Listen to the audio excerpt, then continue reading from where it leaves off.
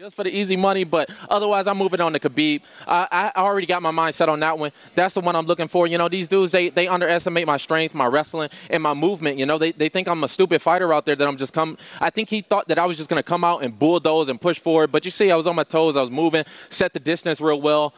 He was really slow, a lot slower than I thought he was. But, you know, I'm going to be a smart fighter, and I'm going to keep on pushing. I'm going to keep moving, and I'm chasing after championships. I'm not looking to go backwards. Mixed martial arts are developing incredibly fast. The scale of their popularity has long crossed linguistic barriers and distances of tens of thousand miles. During their brief but illustrious career, they introduced us to countless talents who left their mark on the sidelines of history forever. Every year, the strongest league welcomes many fighters whose potential allows us to speculate about their future careers for many years to come. However, with such an abundance of athletes, we start to forget the legendary veterans who have been in the game for a long time. And today, we decided to remember the moments when the old guard had to prove their worth in the face of young and confident prospects. Please don't forget to subscribe to the channel. Also, like and leave a comment in 4 words. Let's get started. Number 5. Eddie Alvarez vs. Justin Gaethje. To start today's selection, I would like to begin with a fight that took place in December 2017. Back then, a very intriguing and undefeated prospect from Arizona entered the UFC with a record of 17 consecutive wins. On July the 7th, the highlight burst into the ranks of the main promotion after a brutal victory over Michael Johnson via technical knockout. This performance showcased Justin Gaethje's true essence, his relentless thirst for brawls, as well as his unwavering spirit and incredible skills. Justin Gaethje is a monster. He's a monster. He's a terrifying individual. He is, I mean, in a sport that's violent, it's an inherently violent sport, he stands out as the most violent. The fierce and powerful nature of the 27-year-old American left a lasting impression on the promotion's top brass, and with a clean record, Gaethje had every chance of quickly entering the title race. With that in mind, UFC matchmakers set up a fight between the young gun and the veteran from Philadelphia, Eddie Alvarez. At that time, Eddie had 28 wins and 5 losses, was 4 years older than Gaethje, and had a rich career in Bellator, including 2 title wins, and took gold of the strongest league in lightweight division. After his loss to Conor McGregor and a failed bout with Dustin Poirier, Alvarez wanted to return to the title race as soon as possible, so he accepted Highlight as his opponent without hesitation. I noticed Eddie come over to you here. What did he say to you? He had his interview thing going. Yeah. So it's all fun and games for him. I'm ready to take his life, so he better get his mind right. I'm 18-0 at 15 knockouts. Has anybody in the history of MMA fighting had 15 knockouts in their first 18 fights? Did. I thought a perfect matchup. You know what I mean? The matchup couldn't be better. I mean, for myself, for the audience, for Justin, I think everyone involved. It's a win-win for everybody involved, and I think Justin's been a bit of a puzzle. He has that, like, the mystique now of that infallibility. He's undefeated. So it was really fun for me this training camp, kind of undoing that and figuring out what he does well and why no one has been able to beat him. And it's been enjoyable, to be honest with you. Every day training's been enjoyable, figuring out this little puzzle. The UFC 218 fight card gave us plenty of excitement, not least thanks to the co and the main events, sensational then very, very much. But the main attraction, without exaggeration, was the showdown between Eddie Alvarez and Justin Gaethje. These two men battled for 3 long rounds, during which the seasoned veteran tested the mettle of the young and ambitious contender. In the end, nearing the final stretch, Eddie Alvarez managed to weather Gaethje's onslaught and stopped him with a technical knockout, ending his winning streak. It's the only one I care about right now. Yeah, there's intermittent titles, there's other titles that aren't being defended. All the fans want to see is who's the most violent guy in here. That's all you guys want to see.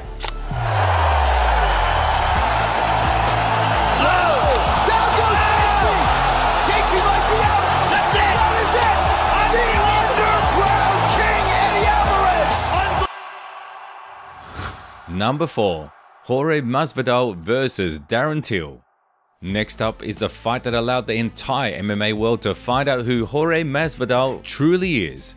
Until March 2019, Gamebred's professional career wasn't going particularly well. Due to his lifestyle, the Cuban gangster never took the fight game seriously, which meant his best years didn't shine with the spotlight, heaps of money, and strongest league championship belts. Until the age of 34, Masvidal only operated at half strength, alternating spectacular knockout victories with close decision losses. Love it. It's only $1 for all this goodness. McDonald's really has some good American values. This is...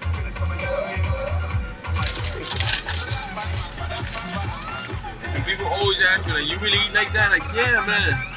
In the end, Street Jesus realized he needed a reboot. He stepped away from the fight game for a while, participated in a television show focused on hard physical labor and survival, which led to a re-evaluation of fundamental things. When Jorge returned to the game, he was matched up against a young and upcoming prospect from England, Darren Till. There was an 8-year age difference and a significant gap in their professional records. The guy, known as the Gorilla until recently, was unbeaten and steadily climbing the welterweight ranks. He even got a title but failed to defeat Tyron Woodley. Ultimately, fate brought these two together in the main event of Fight Night 147, where, according to most people, Darren was supposed to send Masvidal into retirement for good. And when I heard he doesn't have an opponent, I'm like, this is perfect, man. It's the highest ranked guy I can scrap against. Doesn't matter where it's at. If it's in his backyard or in Saturn, I'll go there and scrap. Obviously, I feel the same. I feel I'm gonna knock his head off his shoulders. And he feels some way too, so it's perfect. That's what a fight is, we have a disagreement here. He thinks he's better, I think I'm better. We're gonna find out March 16th. I wanna knock Masvidal out, dude. Let's do it, man. Let's scrap. You all know the result of this fight. It seemed that after a single career loss, Darren Till would quickly bounce back with a win over the Cuban veteran and reassert his claim to a title shot. However, the outcome of this confrontation was a knockout victory for Gamebred in the middle of the second round. Jorge proved his worth and showed the prospect that there was still much to learn. It's there in the tool shed. When we need it, we'll polish it up. So for this fight, he's like, hey, remember that technique? Let's bring it. I think it'll work here. I go, man, but he's a southpaw. He's like, I'm telling you, the way he's moving, the way he's, fighting with you, it's gonna work. So we started doing it, and boom, money. His power shot.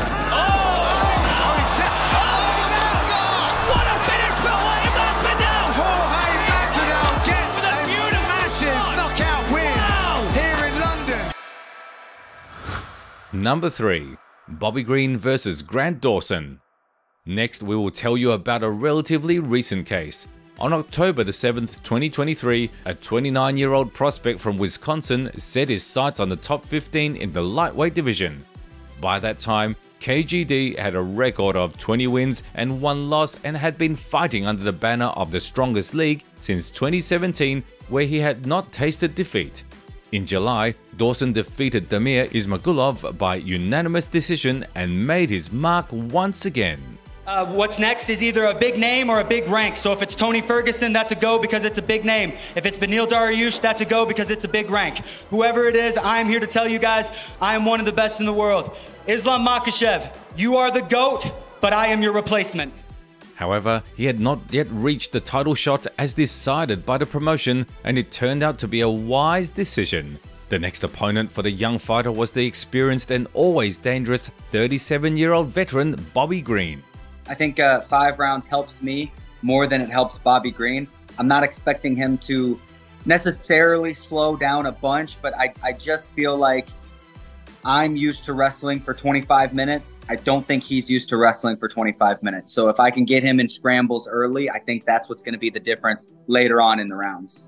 Man, I think it goes the same way. I think Bobby gets to decide how this goes. I'm going to be on him like white on rice. I'm going to be grinding. I'm good to go 5 rounds. If he wants to protect his neck, not take any chances, then I'm cool going 5 rounds. But if he wants to try to escape or get something going, I think that he might make a mistake, and I might be the first guy to ever submit Bobby Green. Man, I didn't even know who that guy was. I never even heard of him, and that goes to his body of work. I think the issue is that, like, it's been kind of boring, you know? And he's been in the Apex fighting.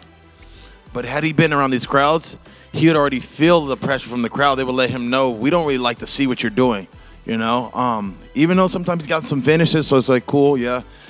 But it's a snore fest. And so it's going to be a real test for me, is more so make a boring guy exciting, you know? That's the real fight. Let's put it this way. The seasoned king accomplished his mission with flying colors.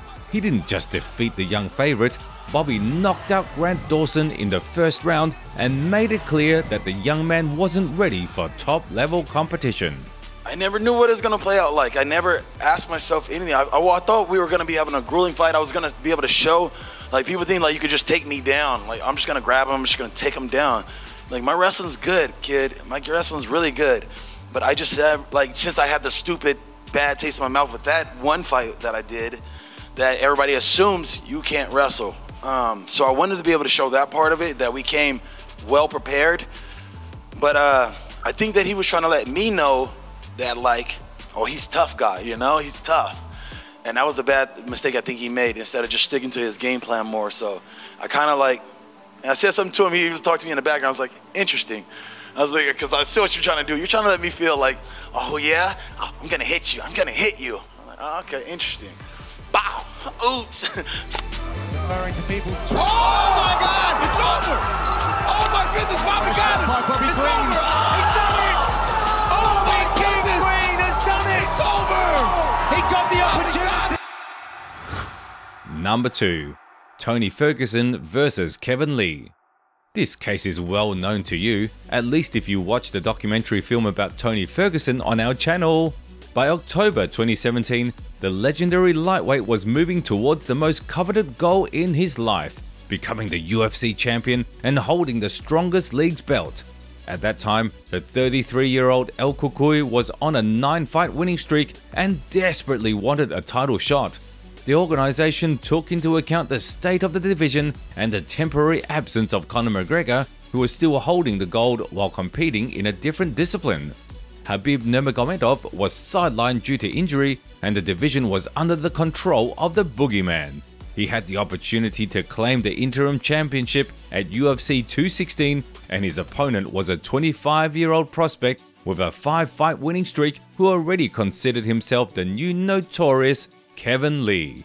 If he's going to piss me off, I'm going to test that conditioning. I'm going to make him go all 5 rounds. We can do that. We can do that. I hope that you can stay in there. I hope that you can go 25. I hope that you can take the power. I hope that you can take the speed. If you think I'm only bringing conditioning, you crazy as hell. Like, you the one that's got all the technical problems that I don't think, you know, we gonna see. We gonna see. We'll see on Saturday. I'm battle tested. You've seen all my wars. You haven't bled as much as I have in battle, dude. Yeah, and there's a reason why I don't bleed in my fights. Yeah, because you got your ass kicked and you're fighting nobodies. I'm fighting guys like Edson Barbosa. I'm fighting guys like Rafael Dos Anjos. You know, you're saying I fought an unjuiced Rafael Dos Anjos. Are you off the juice, Kevin? You know, there's a YouTube video out there with you and saying growth hormones and you got bumps all over your stomach. You know what I did? Is I imagined you were 100 times the size that you were when I was training for you. I made sure that I was going in, I basically just got out of the hyperbolic time chamber when I was there in Big Bear.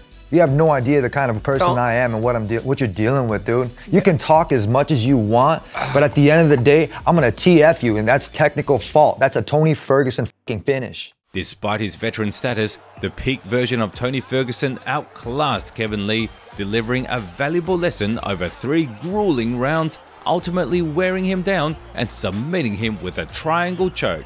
The Mexican Nightmare version was at its best. He knew that he was destined to win the championship belt and nothing would stop him on his path to the title. Neither the age difference nor the timing. Nothing. You know, I kind of underestimated his bottom work. It was the elbows more than anything. I mean, look at my face, you know, it's not from the, you know. So, I underestimated his work from the bottom. Can survive this. It's better if the arm is across. Oh, that's it. That's it. Tony Ferguson. He went out. Has done it. Tony Ferguson is the UFC interim lightweight champion. Number 1. Jon Jones versus Siro Gan. Lastly, an ideal battle for the top spot is one that unfolded at the beginning of 2023. On March the 4th, in the main event of UFC 285, the legendary and long-awaited return of the greatest fighter of all time, Jon Jones, took place. By that time, Bones had achieved peak form for the heavyweight division and announced his decision in the media space. After some negotiations, Dana White confirmed the news. Yeah, I mean, I'm a big believer in ring rust. I mean, Ali took 3 years off and didn't look the same when he came back. We'll see what happens with Jon. One of the things that, Jon has put the weight on naturally, though. He didn't do it overnight. It's taken a long time, and he's ready to roll. He's excited to fight, so we'll see what happens. The opponent of the great veteran was a native of France, Siro Gan, who compared to Jon Jones in terms of experience, achievements, and professional accolades looked like a novice. By that time, Siro had an 11-1 record and had recently held the title, which ended in a loss to Francis Ngannou. Nevertheless, among the other contenders, he appeared to be the most preferable, and the strongest league provided him with a second chance, this time against the Bones. I feel like Cyril is the most incomplete fighter in the top 5 right now. He has really good striking, and he has really good footwork. But I've watched his fights, he got tired in his last fight against Francis Ngannou. All that fancy footwork, him supposedly being the fastest heavyweight that we've ever seen, all that went away. 1 or 2 takedowns, making him earn getting back up to his feet. That tired him out big time. I'm a wrestler, and I wrestle people a lot, and it's a different type of endurance. A lot of people don't like having someone on top of them and having to earn their way back up to his feet. I watched Francis Ngannou in that last fight. Francis, in the last rounds, could barely move his feet. He could barely lift his legs. He was walking so slowly. Yes, I did a lot of mistakes against Francis on the wrestling game because I expected more about him striking game. So I was not focused on the wrestling game. So he surprised me. He did well, very well. And you see, he's a really strong guy. So yes, I did a mistake. Tomorrow is going to be against Jon Jones. Everybody knows the level of the wrestling game of Jon Jones. But I'm focused about that. I'm focused on it. So we work on it, and we're going to be ready for him. It's interesting to hear Cyril say that it was a strength issue. I spend a lot of time in the weight room. I feel like not only am I a very strong athlete right now, but I have a lot of technique. It's more than strength. So it just makes me feel even better that he believes that it was strength that got him to the floor. I'm coming with a lot of strength, a lot of endurance, and most importantly, some pretty strong technique. I'm not gonna lose all these years to a guy who is just here right now. That's the way I view him. He's just here right now. His words let me know that he doesn't believe he'll be here for a long time, and I'm not losing to a guy like that. Let's be honest, even if we weren't discussing this specific topic today and were just breaking down this confrontation, the general description of the fight wouldn't change at all, because this is already an established truth. No matter who you are or what you represent in the octagon against Jon Jones, you are nothing more than the next name that will soon be added to his list of victories. And that's exactly what happened. Bones simply annihilated Siro Gan in 2 minutes and became the new UFC heavyweight champion. He did it with ease and without paying any attention to status, whether a veteran or a young prospect. I'm really disappointed. Yeah, you see, I'm really angry about me, about myself, because this is look like I took a lot of time off my sparring, my coaches, everybody around me. He's putting pressure.